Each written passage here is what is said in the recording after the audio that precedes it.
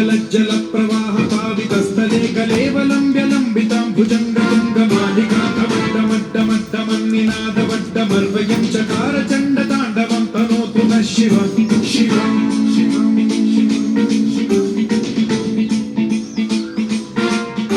जटाकटाह सम्भ्रम भ्रमन्निलिम्ब निर्झरी विलोल वीचि वल्लरी विराजमान मोघरी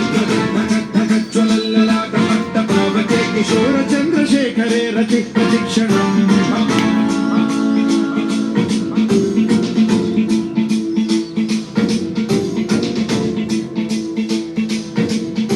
जटाभुजंग पिंगल स्फुरत्सणामणि प्रभा कदम्ब कुङ्कुमद्रव प्रलिप्त दिग्वधूमुखे मदान्ध सिन्धुरस्फुरत्वगुत्तरीय मेधुरे मनो विनोदमद्भुतं बिभर्तु भूतभर्तरि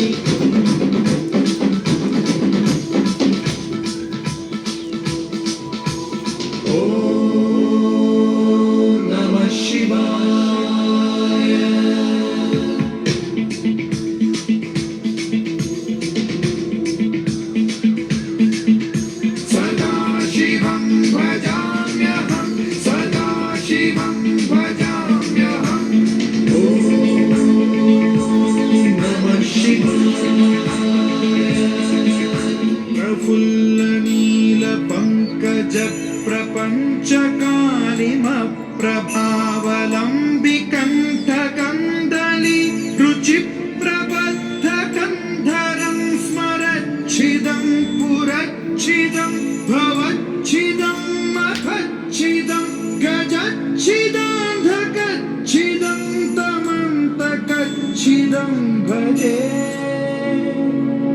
अखल्व सर्वमङ्गला कलाकदम्ब मञ्जरी रसप्रवाह माधुरी विजृम्भणा मधुव्रतं स्मरान्तकं पुरान्तकं भवान्तकं मखान्तकं गजान्तकान्धकान्तकं तमन्तकान्तकं भजे